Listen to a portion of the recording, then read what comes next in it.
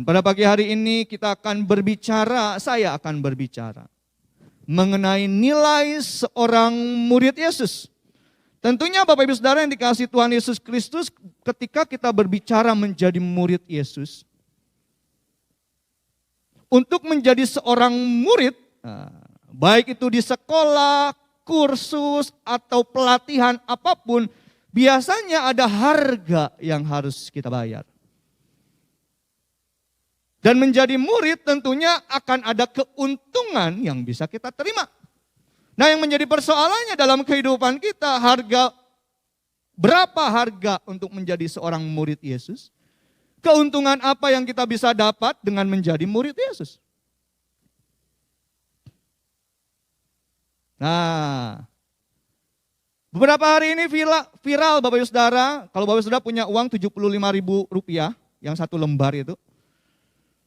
Ini kolektor berani bayar 40 juta untuk satu uang kertas Rp75.000. Jadi kalau Bapak Saudara punya uang kertas Rp75.000 itu yang keluar pada hari kemerdekaan yang ke-75 Indonesia, itu bisa dihargai 40 juta satu lembarnya.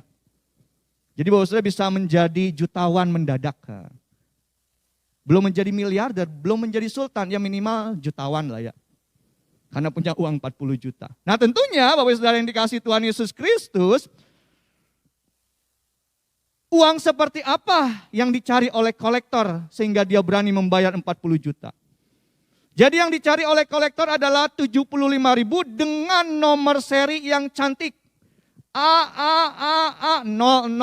Nah, kalau Bapak Saudara punya di rumah 75.000, coba dicek nominalnya, angka apa? Nomor serinya, siapa tahu itu sampai nomor seri AAAA 99999. Nah, jadi kalau Bapak Saudara punya nomor seri cantik yang yang nomornya itu ngurut seperti itu dan sama, ada nomor WA-nya, bisa dihubungin. Fotokan, siapa tahu mendapat uang 40 juta mendadak. Nah, beberapa hari lalu juga kita viral mengenai Gozali Everyday. Kalau Bapak Saudara sering mendengar berita atau apapun, nah Gozali Everyday ini mendadak jadi seorang miliarder. Kenapa? Ternyata foto selfie-nya dia dihargai tinggi loh. Foto selfie doang Bapak Ibu Saudara. Jadi kalau Bapak Saudara yang senang berfoto selfie, coba aja pasang, siapa tahu dihargai. Nah, mengapa seorang Gozali foto selfie-nya dihargai? Karena dia konsisten Bapak Ibu Saudara. Sejak dari tahun 2017 dia berfoto selfie setiap hari. Jadi kalau Bapak Saudara punya koleksi foto selfie Bapak Ibu Saudara sejak dari tahun 2010, coba saja dipasang di platform yang berbasiskan NFT. Apa itu NFT? Searching aja di Google. Dan harga fotonya itu bisa sampai tembus miliaran. Nah begitu Gozali Everyday ini booming Bapak Ibu Saudara, ada begitu banyak masyarakat Indonesia mulai pasang tuh foto-foto mereka, bahkan foto KTP. Buat apa coba? Lalu dijual di platform yang berbasiskan NFT. Laku? Enggak laku, cuma ketahuan nomor KTP-nya. Kan bisa dipalsukan itu. Nah, apa sih yang dicari oleh kolektor sehingga mereka berani membayar harga uang 75.000 sampai 40 juta? Lalu apa sih yang dicari oleh kolektor sehingga mereka berani membeli foto Al-Ghazali Everyday yang dari tahun 2017 konsisten setiap hari dia berfoto selfie sampai kemarin akhirnya booming? Apa sih yang dicari? Keuntungan apa sih yang mereka dapat gitu kan? Mungkin itu yang menjadi pertanyaan kita, kok bisa? Padahal Ghazali nggak terlalu ganteng-ganteng amat, lebih ganteng saya. Tetapi nilainya nominal yang dijual fotonya itu bisa melebihi 1 miliar. Fotonya doang. Apa sih yang dicari oleh para kolektor? Kelangkaan. Uang 75.000 hanya muncul ya satu kali. Kemerdekaan 75 tahun Indonesia. Foto Ghazali kelangkaan karena dia setiap hari dari tahun 2017. Karena itu Bapak Ibu Saudara yang dikasihi Tuhan Yesus Kristus, kalau Bapak Ibu Saudara tetap konsisten melakukan sesuatu, ya siapa tahu suatu hari nanti apa yang Bapak Ibu Saudara lakukan itu secara konsisten bisa dihargai tinggi. Jangan putus asa, tetap lakukan bagian kita. Nah pertanyaannya, apa hubungannya dengan kehidupan kita orang Kristen? Menjadi murid Yesus, Bapak Ibu Saudara yang dikasihi Tuhan Yesus Kristus, ada harga yang harus kita bayar, tentunya ada keuntungan yang bisa kita dapat. Di dalam Matius 16 ayat yang ke-24, di sana dikatakan lalu Yesus berkata kepada murid-muridnya, setiap orang yang mau mengikut aku, ia harus menyangkal dirinya, memikul salibnya, dan mengikut aku. Nah Bapak Ibu Saudara yang dikasihi Tuhan Yesus Kristus, teks ini muncul, pernyataan ini muncul oleh karena Yesus sedang menyampaikan bahwa tugas seorang Mesias yang datang ke muka bumi itu adalah untuk mati di kayu salib. Pernyataan ini pun muncul karena Rasul Petrus dengan beraninya menegur Yesus dan berkata, jangan ngomong gitu dong, hal itu tidak akan terjadi kepada engkau. Jadi Bapak Ibu Saudara yang dikasihi Tuhan Yesus Kristus, kalau kita melihat teks konteksnya, sekali lagi pernyataan ini muncul setelah Yesus memberitahukan saat-saat kematiannya sudah dekat. Padahal yang diharapkan oleh para muridnya adalah Yesus menjadi raja seperti Raja Daud dan mengalahkan bangsa Roma dan membawa bangsa Israel menjadi kerajaan yang tak terkalahkan. Itu harapan para murid-muridnya. Tetapi faktanya ketika Yesus menceritakan bahwa panggilan seorang Mesias yang diurapi, itu datang ke muka bumi adalah untuk mati di kayu salib menghapus dosa dunia. Dan pernyataan ini pun muncul akibat dari Petrus yang berusaha mengatur Yesus dalam melakukan ini dan tidak melakukan itu. Matius 16 ayat 21 sampai 22 dikatakan seperti ini. Sejak waktu itu Yesus mulai menyatakan kepada murid-muridnya bahwa ia harus pergi ke Yerusalem dan menanggung banyak penderitaan dari pihak tua-tua, imam-imam kepala dan ahli-ahli Taurat, lalu dibunuh dan dibangkitkan pada hari yang ketiga. Nah perhatikan, tetapi Petrus menarik Yesus ke samping dan menegur dia, katanya, Tuhan, kiranya Allah menjauhkan hal itu. Hal itu sekali-kali tak akan menimpa engkau. Lalu muncullah, barang siapa mau mengikut aku, dia harus menyangkal dirinya, memikul salib dan mengikut aku. Padahal Bapak Ibu Saudara yang dikasihi Tuhan Yesus Kristus, dalam Matius 16 ayat yang ke-16, ini pernyataan Petrus. Petrus ngomong sama Yesus, maka jawab Simon Petrus, engkau adalah Mesias, anak Allah yang hidup. Padahal baru beberapa saat yang lalu Petrus berkata kepada Yesus, engkau adalah Mesias, anak Allah yang hidup. Tetapi ketika Yesus menceritakan bahwa Mesias harus mati dibunuh, mengalami penyiksaan salib, Petrus dengan beraninya menegur Yesus. Siapa Petrus berani menegur anak Allah yang hidup?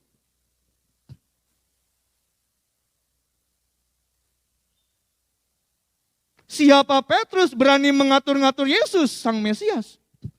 Padahal beberapa saat yang lalu, mungkin berapa menit yang lalu, Petrus mengatakan, engkau adalah Mesias, anak Allah yang hidup. Nah Bapak Ibu Saudara yang dikasihi Tuhan Yesus Kristus, bukankah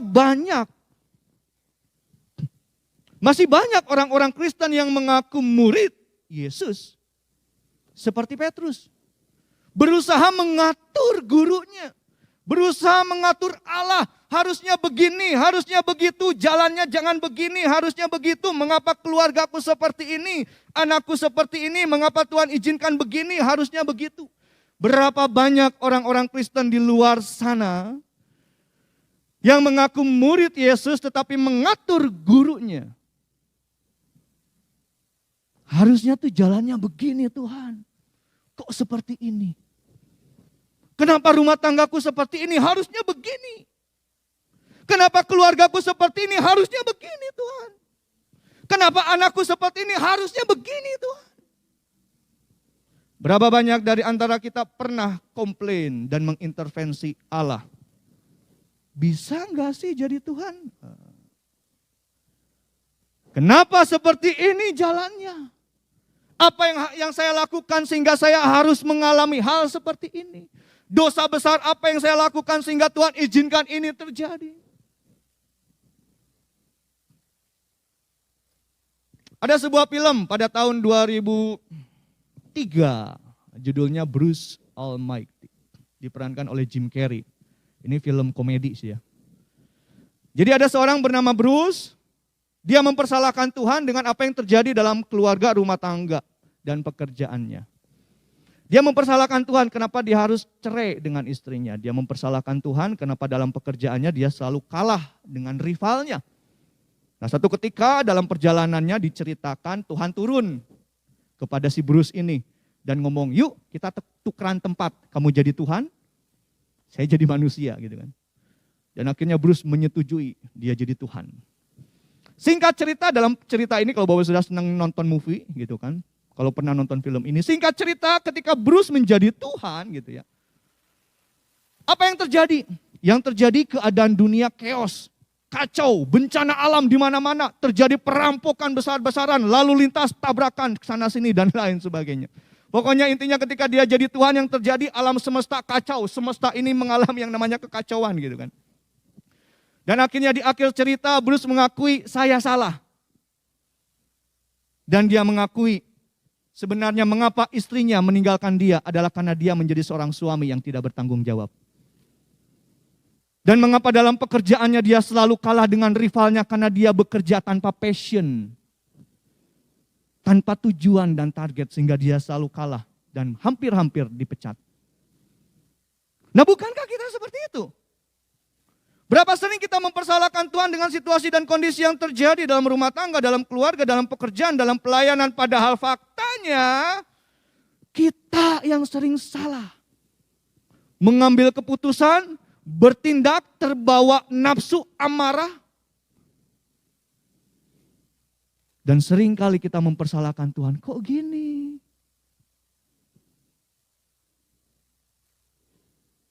Banyak orang Kristen mengaku murid Yesus tetapi merasa paling tahu segalanya dalam hidup.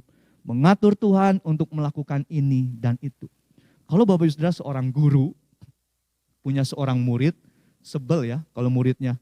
Kalau kita sedang menerangkan sesuatu lalu muridnya kita sok tahu. Gak kayak gitu Pak, gak kayak gitu Bu, harusnya begini nih. Salah Bu, harusnya begini. Salah Pak, harusnya begini. Lama-lama, udah kamu bikin sekolah sendiri aja lah. Sama, bukankah kita seperti itu? Lucu ya. Kita mengatur Tuhan, harusnya seperti ini Tuhan. Harusnya begini Tuhan. Keluargaku tuh harusnya seperti ini. Pekerjaanku tuh harusnya seperti ini. Pelayananku tuh harusnya seperti ini. Kenapa begini? Sehingga Bapak Saudara yang dikasihi Tuhan Yesus Kristus, jadi apa maksud dari mengikut Yesus dan menjadi murid Yesus? Kembali di dalam Matius 16 ayat yang ke-24 dikatakan setiap orang yang mau mengikut. Dalam terjemahan aslinya itu adalah ietis telei. Yang artinya adalah jikalau ada yang bersedia datang. Sehingga Bapak Ibu Saudara yang dikasihi Tuhan Yesus Kristus, menjadi murid Kristus atau menjadi murid Yesus adanya pilihan yang disengaja. Bukan paksaan, bukan karena kewajiban, KTP-ku Kristen, bukan karena himbauan, bukan karena status agama. Tetapi karena kerelaan hati dan ketetapan hati. Karena itu Yesus katakan setiap orang yang mau. Kalau kita nggak mau, ya nggak masalah. Yesus tidak rugi, kita pun tidak rugi. Dan Yesus katakan setiap orang yang mau, dengan kata lain kerelaan hati dan ketetapan hati. Jikalau ada yang bersedia datang. Bapak Ibu Saudara ingin menyekolahkan anak Bapak Ibu Saudara, silakan. Tidak pun silakan. Ingin menyekolahkan di sekolah swasta, silakan. Ingin menyekolahkan di sekolah negeri, silakan. Ingin homeschooling juga, silakan. Sama seperti Yesus, menjadi murid Yesus bukan paksaan. Bukan karena kewajiban saya Kristen maka kita harus menjadi murid Yesus. Bukan karena KTP-nya Kristen berarti saya harus menjadi murid Yesus.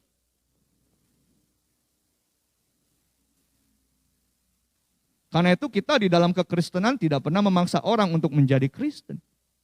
Kita hanya menyampaikan firman Tuhan. Terima, syukur. tidak diterima syukur. Saya pun sebagai hamba Tuhan hanya menyampaikan firman Tuhan. Didengar puji Tuhan, tidak didengar juga puji Tuhan. Tidak ada yang rugi bagi saya. Dan tidak rugi bagi Tuhan. Siapa kita sehingga Tuhan merasa rugi gitu loh. Karena itu Yesus katakan setiap orang yang mau mengikut aku.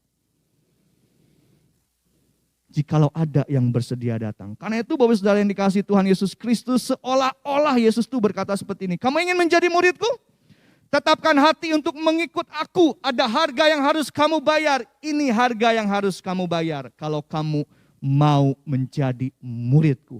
Harganya berapa? Yang pertama adalah menyangkal diri. Kata menyangkal diri itu dalam terjemahan aslinya itu memakai kata aparneomai. Menurut Kamus Bahasa Besar Indonesia, menyangkal itu menolak, tidak mengakui, membantah, melawan, menolak. Sehingga Bapak Saudara yang dikasihi Tuhan Yesus Kristus, kalau merujuk kepada bahasa aslinya, maka menyangkal diri berarti menolak, melupakan kepentingan sendiri, berpantangan dan mengingkari keinginan diri sendiri. Aparneomai itu berasal dari dua kata yang menjadi satu. Apo dan arneomai. Yang artinya adalah menolak, melupakan kepentingan sendiri, mengingkari, berpantangan. Kata aparneomai juga dipakai dalam teks peristiwa ketika Petrus menyangkal Yesus. Kamu murid Yesus ya? Iya, kamu muridnya Yesus. Aku tahu kamu sering bersama dengan Yesus gurumu. Kamu muridnya Yesus. Petrus mengatakan apa? Aku tidak tahu, aku tidak kenal dia. Menyangkal. Jadi harga pertama yang harus kita bayar untuk menjadi murid Yesus, Bapak Ibu Saudara yang dikasihi Tuhan Yesus Kristus, adalah menyangkal diri. Menyangkal keinginan diri sendiri, hidup dalam berpantangan dengan dunia. Di dalam Filipi 2 ayat 5-8 dikatakan, hendaklah kamu dalam hidupmu bersama menaruh pikiran dan perasaan yang terdapat juga dalam Kristus Yesus. Yang walaupun dalam rupa Allah tidak menganggap kesetaraan dengan Allah itu sebagai milik yang harus dipertahankan. Melainkan telah mengosongkan dirinya sendiri dan mengambil rupa seorang hamba dan menjadi sama dengan manusia. Dan dalam keadaan sebagai manusia ia telah merendahkan dirinya dan taat sampai mati. Bahkan sampai mati di kayu salib. Kalau Bapak sudah perhatikan yang warna merah saya garis bawahi. Yang walaupun dalam rupa Allah. Tidak menganggap kesetaraan dengan Allah itu sebagai milik yang harus dipertahankan. Jadi kalau kita melihat teks dalam Filipi 2 ayat 5 sampai ayat yang ke-8. Kita bisa melihat penyangkalan diri Yesus. Kelahirannya, kehidupannya, kematiannya itu bukti penyangkalan diri Yesus. Dia lahir di palungan yang hina. Dalam kehidupannya dia lapar, dia haus, padahal dia Allah. Dia bisa merasakan capek. Dalam proses Via Dolorosa pun, jalan kematian, penyaliban pun dia merasakan yang namanya cambukan. Dia diludahi, dia dipukul, padahal dia Allah. Dia sangkal dirinya untuk sementara waktu. Demi apa? Demi cintanya akan manusia. Karena itu kita mengenal the passion of the Christ. Ambisinya Allah, Yesus Kristus adalah menyelamatkan semua umat manusia.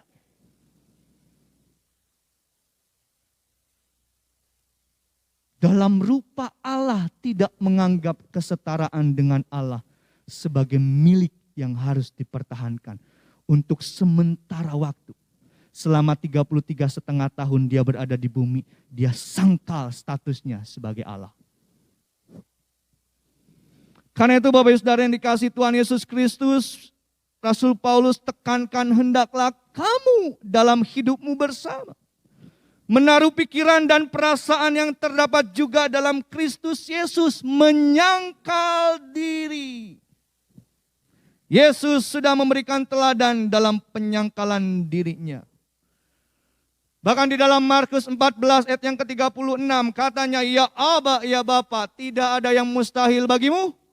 Ambillah cawan ini daripadaku, tetapi janganlah apa yang aku kehendaki, melainkan apa yang engkau kehendaki. Secara manusia berat loh harus menanggung dosa seluruh umat manusia hari ini. Yang lalu bahkan yang akan datang ditanggung semua dalam diri Yesus. Seolah-olah dosa yang Yesus tanggung itu adalah dosa yang kekal. Yang lalu saat itu bahkan yang akan datang dia tanggung semua. Ini bukti penyangkalan diri loh. Secara manusia dia, aduh janganlah berat. Kalau boleh dikatakan seperti itu. Tidak ada yang mustahil bagi engkau, ambillah cawan ini. Lukas menggambarkan ketakutan Yesus ketika dia berada di Taman Getsemani. Pembuluh kapilernya pecah. Orang kalau mengalami ketakutan yang luar biasa, itu bisa mengakibatkan pembuluh darahnya pecah. Dan yang keluar itu bukan keringat, tetapi darah yang keluar melalui pori-pori kulit. Takutnya luar biasa. Tapi kita tidak pernah mengerti akan hal ini. Kita berusaha untuk mengatur Tuhan, padahal Dia lebih tahu akan jalan hidup kita. Sehingga Bapak Ibu Saudara yang dikasihi Tuhan Yesus Kristus, bagaimana dengan kita? Salah satu contoh menyangkal diri adalah kalau ketika kita marah. Saat kemarahan memenuhi diri kita. Bentuk menyangkal diri adalah dengan menyalurkannya tanpa kehilangan kendali dan dengan cara yang baik-baik. Apalagi bagi orang seperti saya yang sering lost control, kehilangan kendali, untuk nahan marah itu perlu energi yang besar. Ada orang-orang yang susah sekali untuk mengontrol kemarahannya. Dan salah satu bentuk menyangkal diri adalah tahan.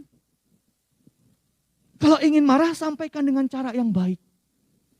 Berapa sering dalam rumah tangga, dalam keluarga, hubungan anak, orang tua, suami, istri, rusak.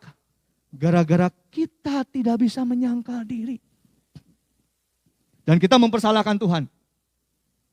Padahal kita yang terlalu mudah terprovokasi. Nah ini bentuk menyangkal diri juga. Ini terdapat dalam Galatia. Keinginan daging, percabulan, kecemaran, hawa nafsu, penyembahan berhala, sihir, perseteruan, perselisihan, iri hati, amarah, kepentingan diri sendiri, percideraan, roh pemecah, kedengkian, kemabukan, pesta pora. Bentuk penyangkalan diri dari keinginan daging adalah kasih, sukacita, damai sejahtera, kesabaran, kemurahan, kebaikan, kesetiaan, kelemah lembutan, penguasaan diri. Keinginan daging ini sudah menjadi natur bawaan manusia oleh karena akibat dosa. Jangan Bapak Saudara berpikir percabulan, oh itu kan anak muda banget ya. Siapa yang sangka Bapak Ibu Saudara sebagai suami istri tidur di satu kasur, mimpi suami dan istri kan bisa beda.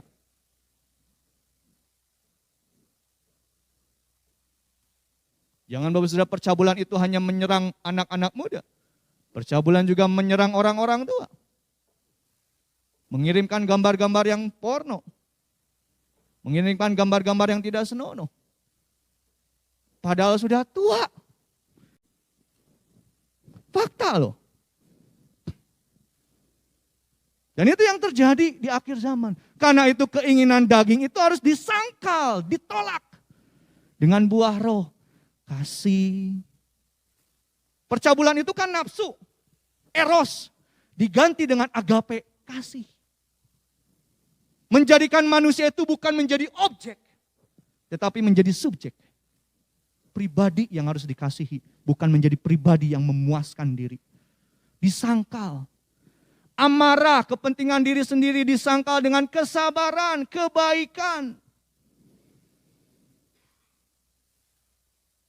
Kemabukan, pesta pora, roh pemecah disangkal dengan penguasaan diri. Tidak masalah kalau tahun ini kita menghasilkan satu rasa dari buah roh ini. Tahun ini kita hanya menghasilkan kasih, enggak apa-apa. Konsisten terus hasilkan kasih. Tahun depan hasilkan dua rasa, kasih dan sukacita. Konsisten terus hasilkan kasih dan sukacita. Sampai nanti kita menjadi serupa dengan Yesus. Sempurna sama seperti gambaran kalik Sang Firman yang jadi manusia. Jangan kalah dengan keinginan daging. Amarah, kepentingan diri sendiri, perselisihan, sangkal itu semua. Dengan buah roh, hasilkan buah roh.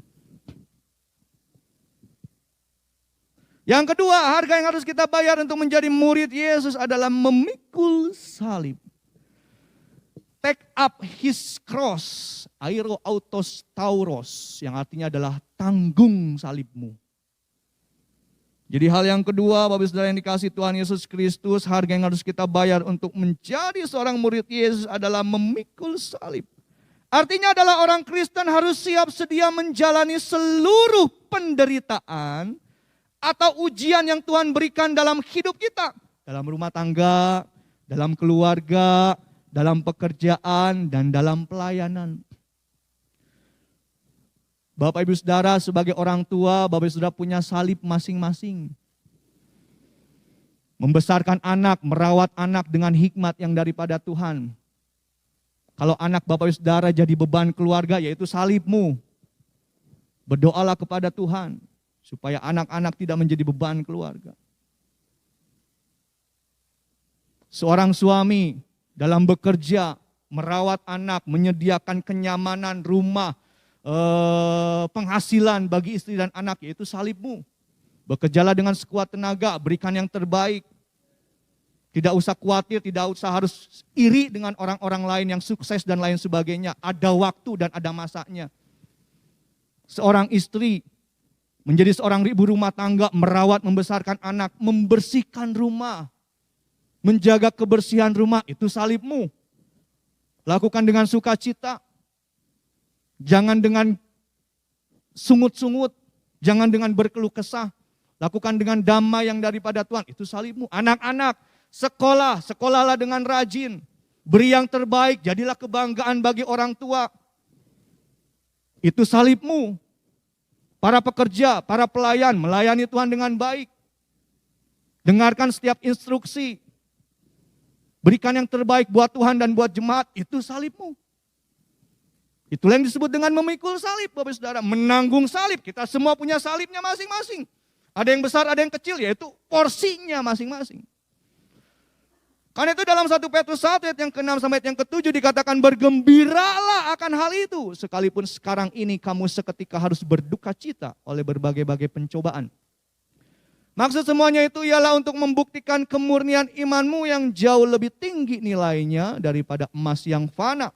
Yang diuji kemurniannya dengan api sehingga kamu memperoleh puji-pujian dan kemuliaan dan kehormatan pada hari Yesus Kristus menyatakan dirinya.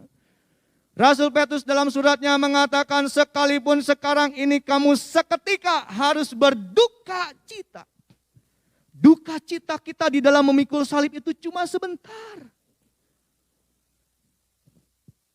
Penyaliban yang terjadi dalam diri Yesus pun cuma sebentar. Begitupun dengan kita, ada masanya salib itu diangkat dan digantikan dengan kemuliaan daripada Tuhan. Wah hebat ya, si itu udah sukses hari ini. Diberkati Tuhan usaha dan pekerjaannya, tunggu dulu. Lihat enggak proses yang dia jalani itu seperti apa. Berapa sering dia tiap malam harus menangis di kaki Tuhan. Berapa sering dia harus mengalami yang namanya dihina, dicerca oleh tetangga. Ketika dia mengawali karirnya, membuka usahanya. Kita bisa melihat dia sukses karena dia sukses hari ini. Tetapi kita sering kali lupa prosesnya loh. Tidak ada mahkota tanpa salib. No pain, no gain. Tidak ada keuntungan tanpa penderitaan. Harus menderita dulu. Itu jadi murid Yesus tuh. Saya tidak akan mengatakan menjadi murid Yesus Bapak Ibu Saudara akan menjadi sultan.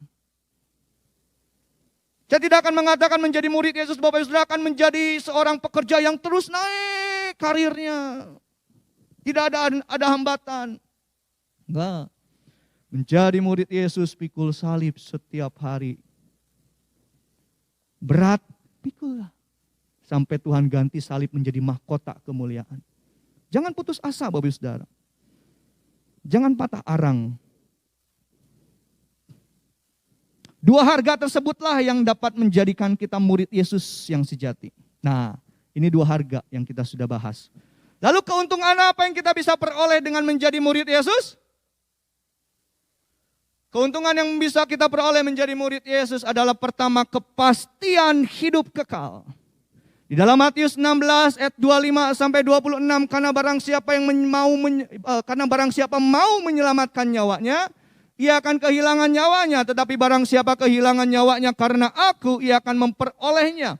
Apa gunanya seorang memperoleh seluruh dunia tetapi kehilangan nyawanya? Dan apakah yang dapat diberikannya sebagai ganti nyawanya? Keuntungan yang kita peroleh ketika kita menjadi murid Yesus adalah kepastian hidup kekal. Yesus mengatakan, kalau engkau ingin menyelamatkan nyawamu di dalam dunia ini, engkau akan kehilangan nyawamu. Tetapi barang siapa kehilangan nyawanya karena aku, dikatakan seperti itu. Tetap beriman sampai maut memisahkan, ia akan memperolehnya. Dalam terjemahan bahasa Inggris, nyawanya itu adalah hidupnya. Barang siapa mau menyelamatkan hidupnya, ia akan kehilangan hidupnya. Tetapi barang siapa kehilangan hidupnya karena aku, ia akan memperolehnya. Tidak ada yang salah Bapak Saudara dengan Bapak Saudara menjadi kaya di dunia. Tidak ada yang salah dengan Bapak Saudara menjadi sultan. Dengan memiliki kekayaan triliunan di luar sana. Tetapi menjadi persoalan dan masalah adalah ketika kita mati dan meninggalkan dunia ini, apa yang kita bisa berikan sebagai ganti nyawa kita? Ketika kita meninggalkan dunia ini, ukuran tempat kita tidur kan paling 2 kali 1 meter saja. Kalaupun kita di dalam kuburan membawa seluruh kekayaan kita, percayalah, 1 hari 2 hari harta kekayaan kita pun lenyap. Digondol maling kuburan Bapak Saudara. Karena itu Yesus katakan, apa gunanya seorang memperoleh seluruh dunia tetapi kehilangan nyawanya? Tidak ada yang salah menjadi kaya di dunia. Tetapi masalahnya ketika kita mati dan kita tidak di dalam iman kepada Yesus Kristus, bisakah kita membeli surga dengan kekayaan kita? Bisakah kita mengganti tempat kita yang tadinya neraka menjadi surga? Tidak bisa. Apa sih yang bisa dibanggakan ketika kita mati? Nothing, tidak ada. Cuma nama doang. Kalau kita hidup, kita kaya, oh itu bisa dibanggakan. Punya rumah di sana sini, puji Tuhan. Praise the Lord, jangan lupa perpuluhan. Kalau menteri kepajakan kan, menteri keuangan jangan lupa pajaknya. Kalau saya gereja, kalau saya pendeta, jangan lupa berpuluhan. Apakah yang dapat diberikannya sebagai ganti nyawanya? Kalau sudah mati, harta kekayaan pun tidak ada gunanya. Karena itu selama kita hidup, marilah beri yang terbaik. Loh, berarti kalau kita tidak menjadi murid Yesus, kita tidak pasti hidup kekal. Kalau kita tidak hidup menyangkal diri, kalau kita tidak mau memikul salib, percayalah, keselamatan yang Tuhan sudah berikan kepada kita pun bisa hilang. Tetapi kalau kita berani bayar harga, menyangkal diri, memikul salib setiap hari, pasti. Di dalam Wahyu 14 ayat yang keempat dikatakan mereka adalah orang-orang yang tidak mencemarkan dirinya dengan perempuan-perempuan. Karena mereka murni sama seperti perawan. Perhatikan yang berwarna merah, mereka adalah orang-orang yang mengikuti anak domba itu kemana saja ia pergi. Mereka ditebus dari antara manusia sebagai korban-korban sulung bagi Allah dan bagi anak domba itu. Oh jelas. Orang-orang yang berani mengikuti anak domba itu, Yesus Kristus, kemanapun saja ia pergi sampai maut memisahkan, kepastian hidup kekal menjadi miliknya. Jadi tidak usah takut, tidak usah khawatir. Jikalau di dalam dunia kita menghadapi banyak persoalan, masalah, tantangan, ujian. Selama kita menyangkal diri dan memikul salib, percayalah. Di dunia cuma sementara. Penderitaan, hinaan, sakit, penyakit cuma sementara. Tetapi percayalah setelah kita meninggalkan dunia ini, Kehidupan kekal tanpa air mata, tanpa penderitaan, tanpa sakit penyakit itu menjadi bagian kita. Oh, saya senang sekali. Satu ketika waktu saya kecil, waktu pastori masih di sini, saya pernah memikirkan kekekalan. Kekekalan itu seberapa lama sih? Ketika saya berada di dalam kekekalan itu, apakah saya bisa merasa seperti ini? Dicubit sakit gitu kan? Apakah di dalam kekekalan pun saya bisa seperti ini melihat dengan jelas? Apakah ketika saya di kekekalan jiwa saya itu masih bisa memilih dengan bebas? Melihat keindahan surga. Bercengkrama dengan para nabi-nabi. Cerita sama Nabi Musa, gimana cara membelah laut berau? Pokoknya mah tinggal begini aja, laut itu terbelah. Berapa lama sih kekekalan gitu? Berapa lama sih hidup kekal di surga itu? Lama. Keuntungan yang kedua, Bapak Ibu Saudara. Keuntungan yang kedua adalah ikut dalam kemuliaan Bapa. Di dalam Matius 16 ayat 27 sampai 28, sebab anak manusia akan datang dalam kemuliaan Bapanya. Diiringi malaikat-malaikatnya, pada waktu itu ia akan membalas setiap orang menurut perbuatannya. Aku berkata kepadamu, sesungguhnya di antara orang yang hadir di sini ada yang tidak akan mati sebelum mereka melihat anak manusia datang sebagai raja dalam kerajaannya. Jadi hal kedua, keuntungan yang kita bisa peroleh dari menjadi murid Yesus dan membayar harga, menyangkal diri dan memikul salib setiap hari adalah ikut dalam kemuliaan Bapa. Yesus Kristus ketika dia datang ke dunia ini sebagai manusia, kedatangannya pertama itu penuh dengan hina. Lahir di palungan, bisa merasakan lapar, haus, capek, letih. Bahkan dalam kematiannya pun dia mati secara hina. Kedatangan pertama Yesus, kalau saya menjadi murid Yesus, apa sih yang bisa diharapkan dari Yesus? Lahir di palungan, bukan anak sultan. Persembahannya pun adalah burung tekukur, burung merpati. Bukan kambing domba. Persembahan orang tuanya ya. Anak desa, tukang kayu. Apa sih kalau saya jadi murid Yesus pada saat itu? Apa sih kebanggaan menjadi murid Yesus? Tetapi ketika dia datang kembali dalam kedatangannya yang kedua. Dia datang sebagai raja alam semesta ini. Dia menunjukkan kemuliaannya yang luar biasa. Di mana seluruh makhluk surga, bumi tunduk kepadanya. Segala kuasa alam semesta ini tunduk kepadanya. Itu baru janji Tuhan bagi murid-muridnya yang tetap setia. Luar biasa loh saudara. Saya berharapnya saya tidak mengalami kematian ketika Yesus datang kembali kedua kali. Kita bisa lihat Yesus di awan-awan turun. Dengan kemuliaannya, dengan malaikatnya berlaksa-laksa. Lalu dia memanggil, "Come, ikutlah dalam kemuliaanku." Wow. 2 Timotius 2 ayat 11 sampai 12. Benarlah perkataan ini. Jika kita mati dengan dia, kita pun akan hidup dengan dia. Jika kita bertekun, kita pun akan ikut memerintah dengan dia. Jika kita menyangkal dia, dia pun akan menyangkal kita. Jika kita bertekun, kita pun akan ikut memerintah dengan dia. Siapa kita gitu loh. Ketika Yesus datang, ayo Fit sini. Kamu ikut memerintah denganku. Saya ada di sebelahnya Yesus. Wow.